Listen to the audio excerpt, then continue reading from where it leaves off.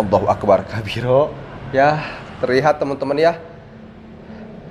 Langsung aja saya akan buka ini alat namanya IMF detektor teman-teman ya. Merinding banget asli.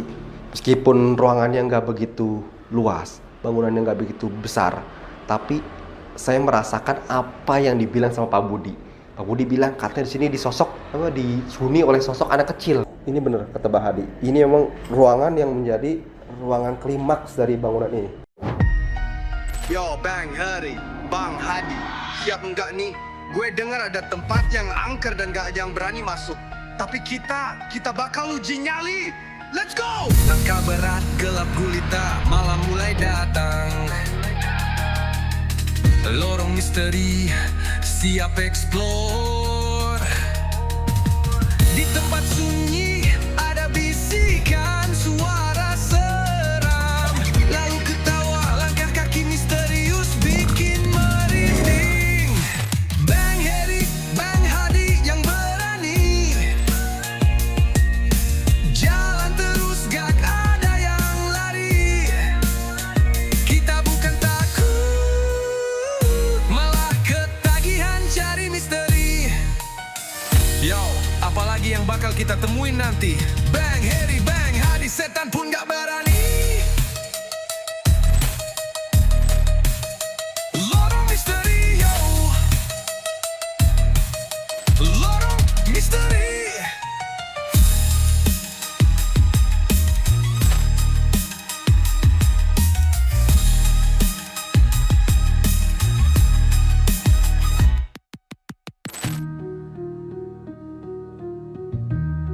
Yo, apalagi yang bakal kita temuin nanti? Bang Hadi, setan pun gak berani. Lorong misteri, yo. Lorong misteri, yo. Lorong misteri.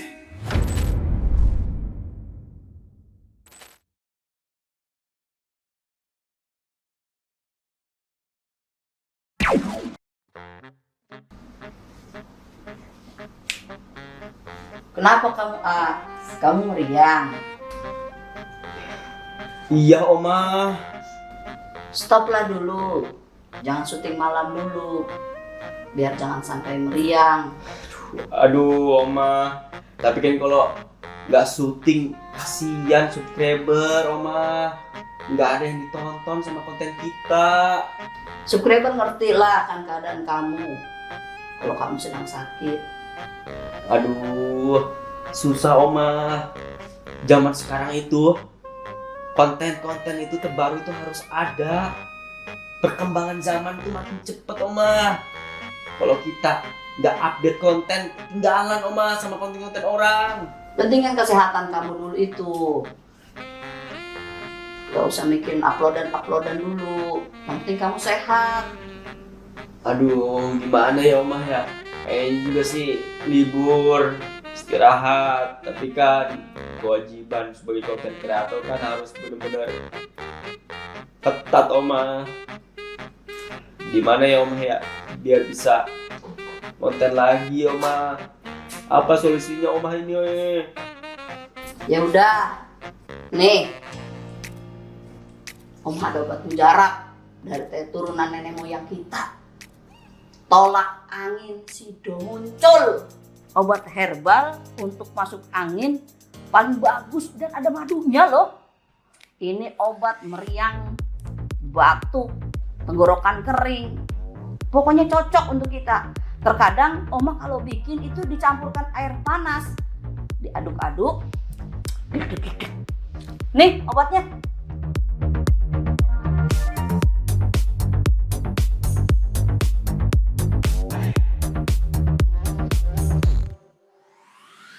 Benar kata Oma, solusi dari nenek moyang, tolak angin, sido muncul. Yuk, kita konten lagi.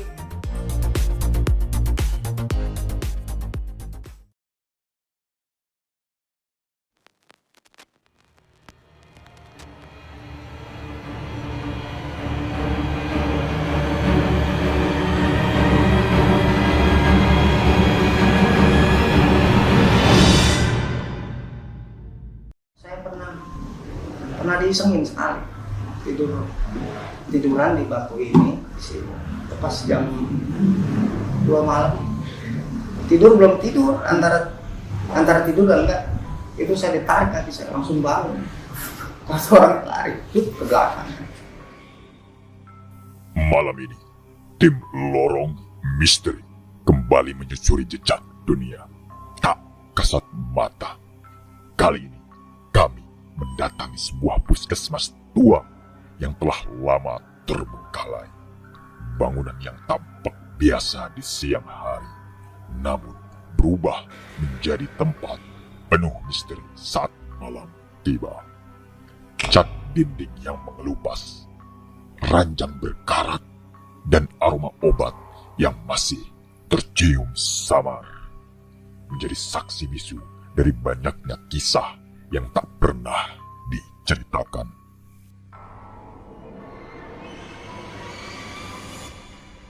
Perkenalkan, nama saya Budi. Saya di sini sebagai penjaga malam. Kalau ini terbengkalai semenjak pindah ada 3 tahun, 4 tahun.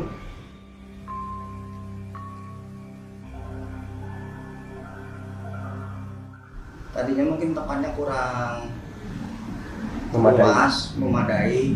Jadi mereka pindah cari lahan untuk bisa menampung yang rawat inap. Gitu.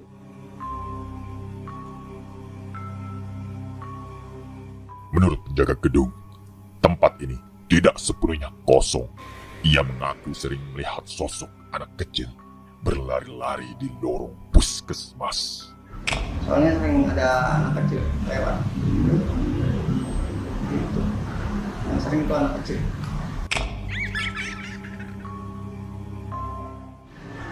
Menurut Budi, mereka yang tak kasat mata itu kadang-kadang lebih peka. Dan kita sendiri nggak bisa dibohongin kalau memang waktunya kita harus takut sekali, nggak berani keluar sama sekali.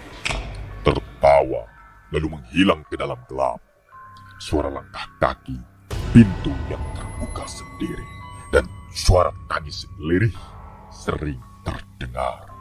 Meski jelas tidak ada siapa-siapa.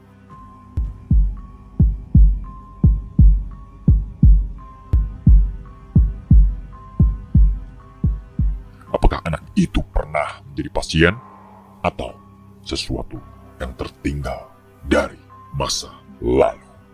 Kadang lebih menarik ketika kita buat konten itu yang real sebenarnya. Lebih menarik di situ karena Budi juga kalau urusan horor agak suka juga. Dengan EMF detektor, ghost tube, dan nyali yang perlahan diuji, kami akan menyusuri setiap sudut puskesmas ini.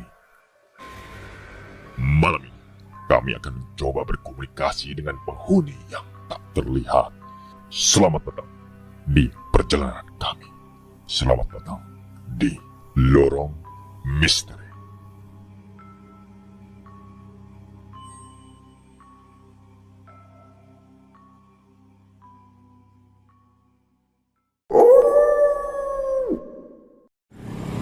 Selamat malam, Sobat Lorong Misteri. Malam hari ini kita sedang berada di salah satu puskesmas yang terbengkalai.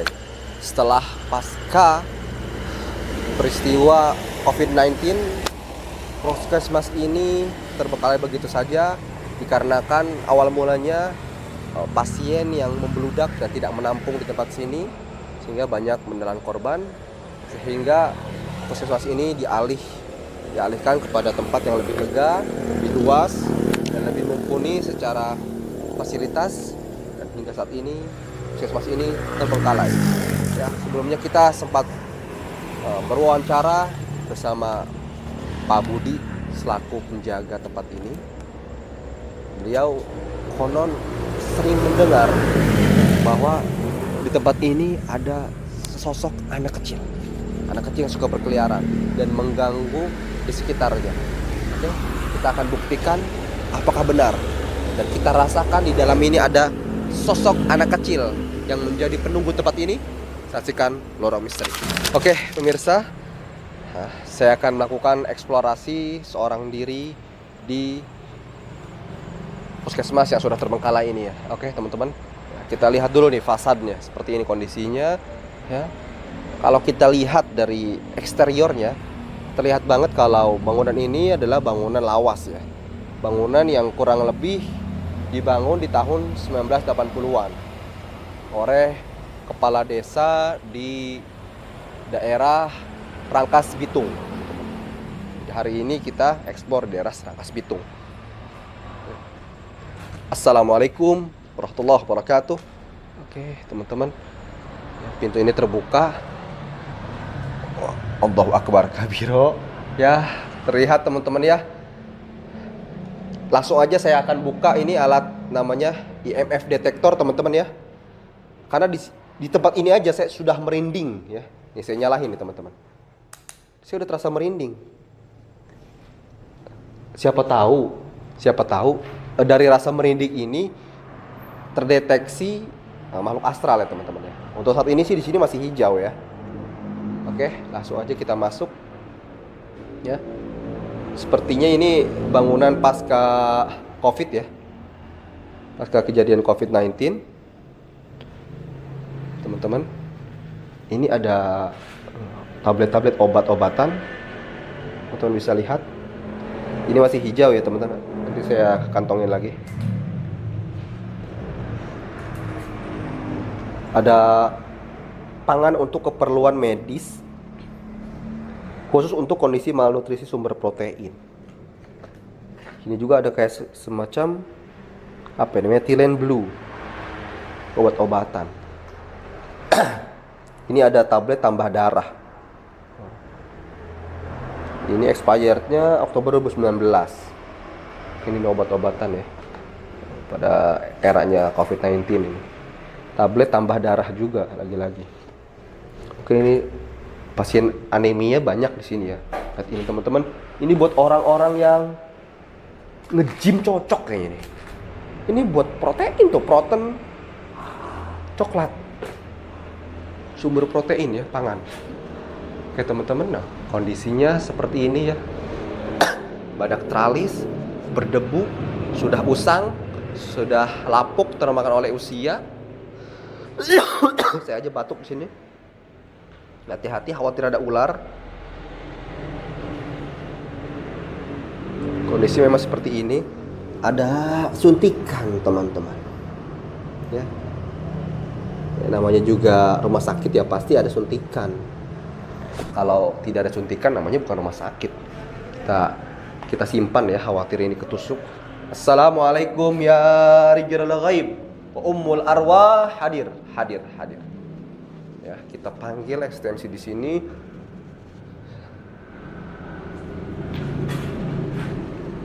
Ada sikat gigi. Dan ini sampah-sampah yang sudah hampir menjadi tanah, menutupi ubin lantai bangunan ini. Pemirsa,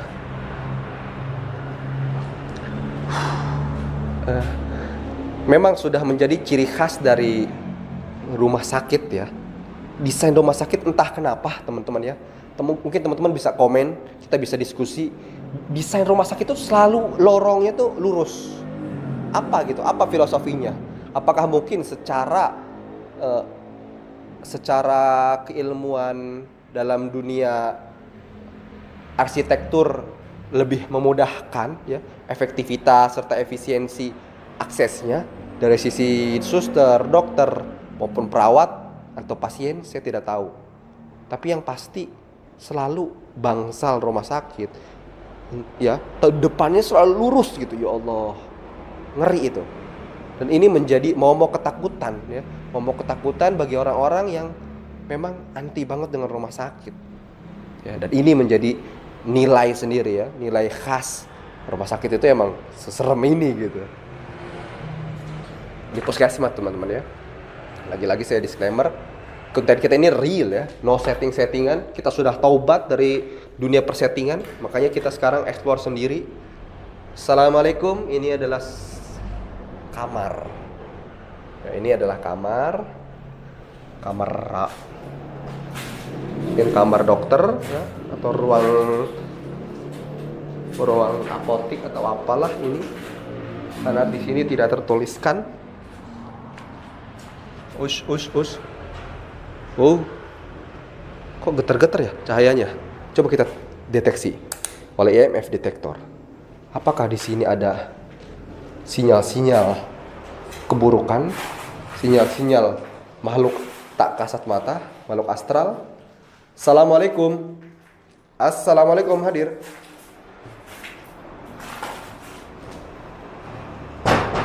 Shh. La ilaha illallah. Wait.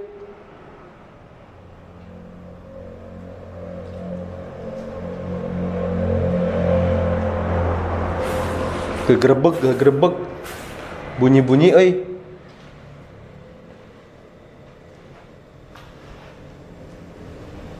Wah, ngeri, euy. Tutup.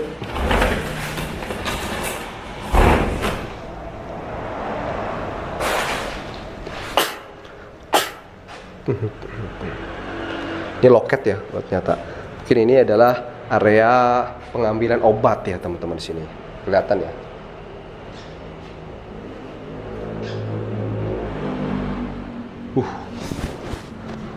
Ada sudah dihinggapi oleh walet, teman-teman ya. Oke. Kita sekarang ke ruangan sebelahnya. Ya. Ini mungkin adalah ruangan administrasi, ruangan cek darah, ya mungkin. Tuh, pertama kali. Unik banget nih. Di atasnya ini ada ya tralis ya teman-teman ya. Berbentuk ini ram seperti ini. Saya tidak tahu fungsinya sebagai apa.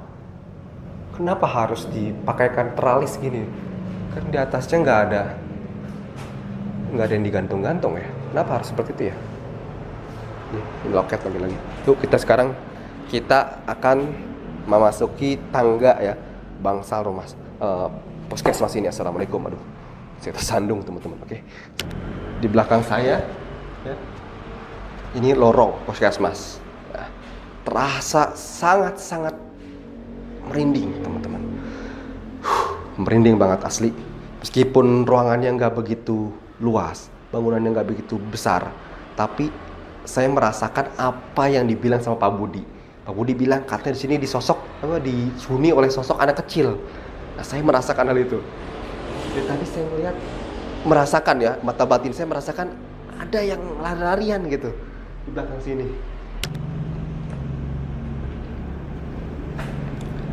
Oke, teman-teman. Ini dalam sini. Oke, kita masuk dulu dari kiri ya. Arah kiri. Assalamualaikum. Luar biasa, bikin merinding bulu kuduk saya. Ini mungkin ruang rawat inap ya. Ruang rawat inap yang dulunya di sini ada kasur-kasur pasien. Mungkin dulunya ada kasur-kasur pasien, tapi tiba-tiba ini kasur pasien yang nggak ada. Ada bekas bakar-bakaran, mungkin orang asing ya. Sepertinya pernah dihuni oleh ya bisa dikatakan ODGJ gitu ya. ODGJ yang berkeliaran, tunawisma juga sempat tidur di sini teman-teman. Nah, ini luar biasa, berani banget nih ODGJ. Ya. Tapi ODGJ kemana ya tuh? Ada apa nih belakang saya? Ada kecoa dari leher saya. Tuh. Tadi masuk ke leher saya. Astagfirullahaladzim, saking kotornya tempat ini. Menggerinding. Sampai ada kecoa di leher saya. Nah, ini toilet pasiennya, teman-teman. Sorry teman-teman ya kalau kamera agak goyang-goyang, karena saya khawatir kecoa lagi ke leher saya nih. Permisi, ini sudah ya lihat nih, ada sarang laba-laba menutupi area masuk kamar mandi ini. Serem banget kamar mandinya. Kondisinya seperti ini kawan. Luas banget ya. Karena memang ini buat pasien, mungkin ini buat masuknya kursi roda, kemudian di sini mandi pasien. Ya, seperti itu. Saya nggak mau masuk, khawatir khawatir kena teman-teman. Di sini ada KTP teman-teman ya. Saya ambil deh KTP. Kenapa KTP ini ketinggalan di sini ya? Ini KTP masih layak loh. Ini KTP laki-laki nih. Bisa saya bacakan ya. Nama Dimas Arif Hidayat, kelahiran tahun 90-an. Laki-laki, kampung Pasir Gadung. Desa Jagabaya. Kecamatan Warung Gunung.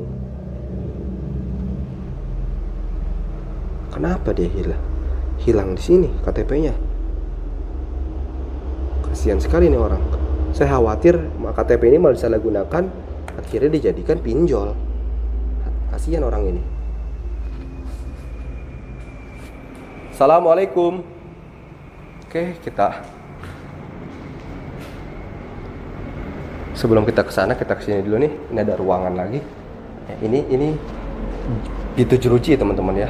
Ini mengarah ke kantor kepala desa yang kita sempat izin kepada Pak Budi. Di samping bangunan ini. Nah, itu kantor kepala desanya teman-teman ya. Nah, memang ini bersebelahan antara puskesmas dengan kantor kepala desa. Nah, daripada suara-suara bising masuk lewat jalur sini, kita tutup aja. Assalamualaikum. Ya, teman-teman, seperti ini kondisinya. Ini banyak sekali obat-obatan, kawan. Banyak sekali obat-obatan, kawan. Tapi sepanjang perjalanan saya, ini belum mengarah ke arah kuning ini. Saya penasaran. Padahal saya udah merinding banget di sini. Banyak sekali buku-buku, ya, buku-buku literatur tentang kesehatan, tentang perawat, ya, tentang pedoman proses asuhan gizi puskesmas, ya, kiat-kiat menjadikan puskesmas lebih baik. Dan juga banyak ini. Suara apa itu? Ada suara teman-teman, mengerikan banget. Ada suntikan, ada barang-barang biohazard, ya, berbahaya sekali. Jadi memang banyak obat-obatan yang sudah tak layak pakai di sini.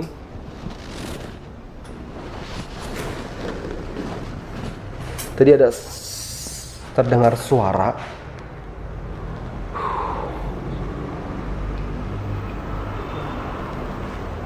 Assalamualaikum.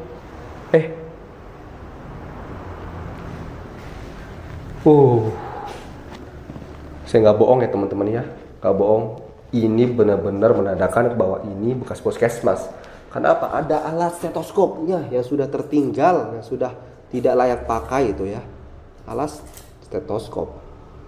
Dan juga ini limbah medis tuh bacaannya. Limbah medis ya kan. Banyak sekali limbah medis. Ada lagi stetoskop lagi. Tuh. Dan di sini ada apa ini? Kotak. Unik ini kotak. SMIC. SMIC apa? SMIC ini. Tuhan. Sepertinya kayak kotak steril ya. Kayak kotak sterilisasi barang-barang medis gitu ya. Ini tray-nya nih teman-teman. Nah, ini sepertinya masuk di dalamnya nih. Nah, seperti ini. Mungkin semacam pisau-pisau rumah sakit, pisau bedah, ya, gunting bedah segala macam. Ini dimasukkan ke alat tersebut agar selalu terjaga sterilisasinya. Oke, ini makin redup aja nih. Senter kita nyalakan lagi. Kita jalan lagi ke area di sampingnya teman-teman ya. Allahu Akbar. Banyak sekali plastik tidak jelas apa ini plastik. Plastik ini seperti ada kertas di dalamnya. Kemungkinan plastik ini adalah data-data pasien ya teman-teman ya. Data-data pasien yang diikat, histori pasien yang diikat di dalamnya. Saya rasa sih seperti itu ya. Saya pun enggan untuk membuka lebih banyak karena apa? Khawatir ya. Ya teman-teman tahu lah ya. Pada era COVID-19 ya, pada era COVID-19, virus tersebut itu sangat mematikan. Jadi saya khawatir ada virus-virus yang tertinggal di bangunan ini. Karena memang pasien COVID juga sempat dirawat di sini, menurut pengakuan dari Pak Budi ya.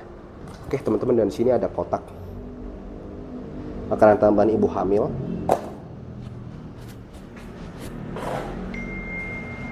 Aduh, sorry, handphone saya tiba-tiba terbunyi. Saya matikan dulu ini, karena ini mengganggu konsentrasi saya.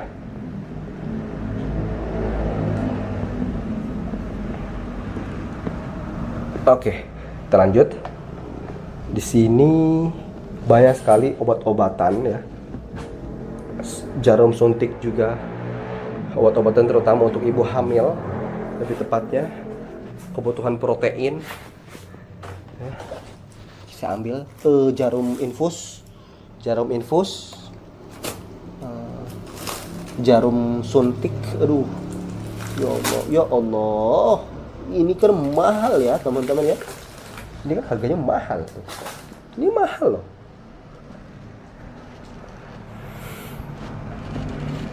Ini sudah menjadi sampah, mungkin sudah tidak layak pakai. Ya.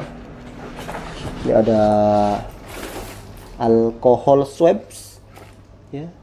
Alkohol swabs ini apa namanya, tisu pembersih alkohol untuk sebelum disuntikan kepada kulit. Wah.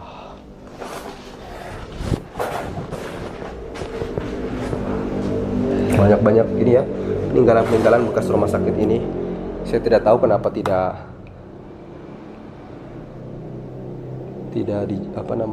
dipakai, apa karena sudah tidak layak atau bagaimana, saya tidak paham. Karena kita tidak fokus ke arah sana, kita fokus kepada hantunya. Assalamualaikum. Ya, ini adalah ruang praktek sepertinya. Di sini ada, ini adalah spesialis poligigi teman-teman. Bisa dibaca jadwal pelayanan poligigi UPT Puskesmas Mekarsari Kecamatan Rangkas Bitung. Dokter Humaidah. Gigi tiruan, perawatan gigi tiruan. Oke. Mungkin tadi ada kotak, itu kotak untuk ini ya, sterilisasi alat-alat dokter gigi mungkin teman-teman. Sini ada token listrik loh. Masih ada listriknya.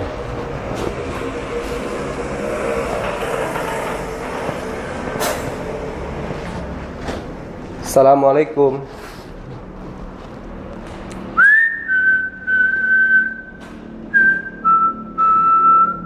Masih belum ada ekstensi apa-apa ya yang dideteksi oleh EMF detektor ini.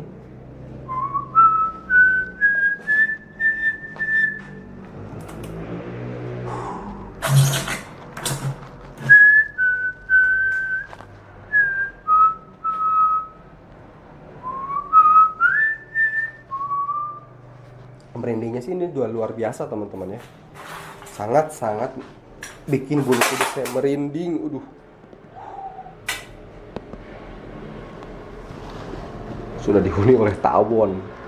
Kotak P3K-nya.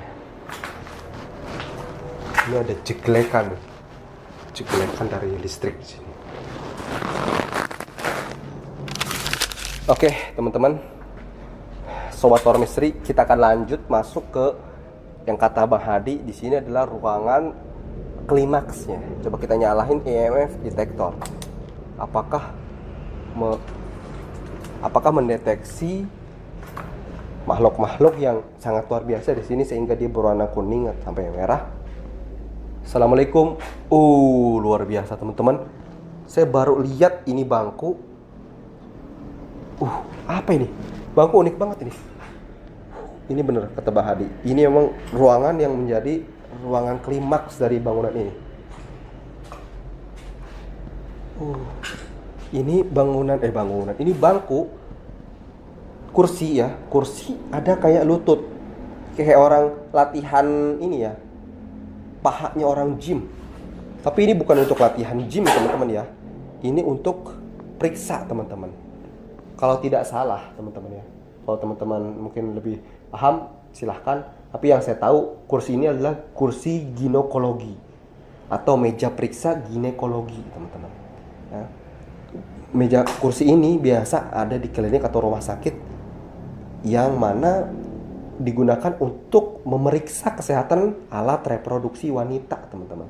Nah, kursi ini memiliki sandaran kaki tuh, kan? Ini bisa disesuaikan, katanya dirancang untuk menopang pasien dalam posisi tertentu selama pemeriksaan prosedur medis, gitu katanya teman-teman. Gitu ya teman-teman ya. Jadi ya mohon maaf ya teman-teman ya, kalau teman-teman bisa bayangkan lah bagaimana postur dari si pasien. Jadi kakinya emang mengkangkang seperti itu.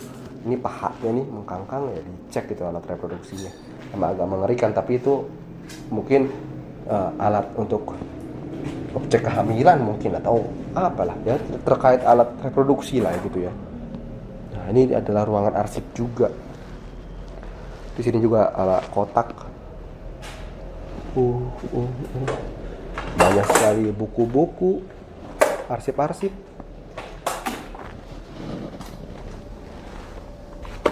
Oke. Ini namanya Portable Infant Incubator. Dari inkubator ya.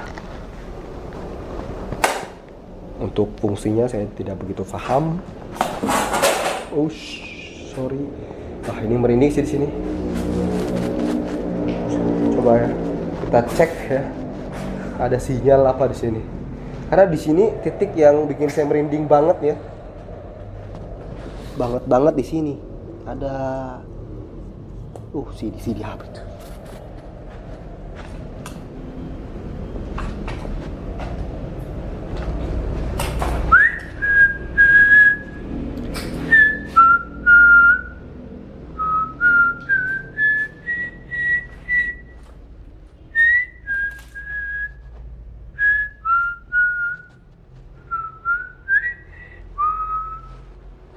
Banyak orang lihat di sini. Oke, kita masuk ke sini. Ini ruangan kamar. Kamar apa?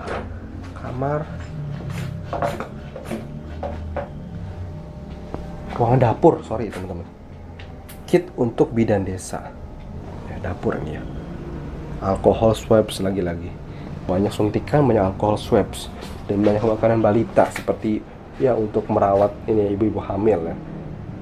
Sini dapur, kitchen sink. Dan juga ada lagi-lagi ada kakak ya, kartu keluarga. Ada kartu keluarga dan ada KTP. Ya, kalau menurut saya ini harusnya sangat-sangat dilindungi karena ini PDP teman ya. Harus ada penerapan perlindungan data pribadi yang harus dievaluasi dari instansi-instansi di Indonesia menurut saya, karena hal-hal ini rentan sekali teman-teman. Rentan apa? Rentan untuk disalahgunakan, bisa jadi dipakai untuk ya mencoblos gitu kan, pemilu-pemilu ilegal, atau bisa dipakai untuk penipuan ya kan, atau bisa digunakan untuk pencucian uang segala macam ya, peminjaman uang dan segala macamnya. Itu sangat-sangat berpotensi buruk ya para yang mempunyai data tersebut gitu. Menurut saya itu hal yang harus dievaluasi dari instansi di Indonesia seperti itu sih. Dan ini teman-teman ada alat-alat medisnya, gunting apa itu segala macam, mengerikan. Saya nggak mau pegang, khawatir tidak steril lagi-lagi. Ya teman-teman. Seperti ini kondisinya. Ini ada pipa pembuangan atau kolom struktur. Kolom struktur ya, gede banget sini. Ya, pokoknya seperti ini kondisinya. Memang untuk sebutan puskesmas memang kecil ya teman-teman ya. Ya, puskesmas yang mengcover satu desa, terutama waktu adanya kejadian COVID-19 ya, yang pasien membeludak di mana-mana, butuh oksigen, tabung oksigen, butuh perawatan. Nah, itu sangat-sangat tertinggal kalau menurut saya. Makanya sudah langkah baik ya, ketika mereka memindahkan puskesmasnya ke tempat yang lebih luas gitu ya teman-teman. Oke teman-teman, benar apa kata Pak Budi, kalau di sini memang dihuni oleh sosok anak kecil. Tadi beberapa kali saya ngedengar kayak ada langkah kaki terseret, kayak suara-suara misterius. Dan di sini banyak sekali perawatan-perawatan tentang anak kecil ya. Tadi untuk ibu hamil dan segala macam ya. Mungkin itu ada korelasinya antara pengakuan Pak Budi yang biasa kakinya ditarik ketika tidur oleh anak kecil dengan sosok yang ada di tempat sini, teman-teman. Kita udah sampai di penghujung acara. Kalau teman-teman ada tempat-tempat yang lebih angker dari tempat ini, silahkan teman-teman komen di bawah. Kalau teman-teman punya saran atau kritik, silahkan komen aja. Kita sangat terbuka dan kita sudah bertobat dari konten settingan. Ya, teman-teman ya. Langsung kita cari tempat yang lebih angker dari tempat sini. Let's go.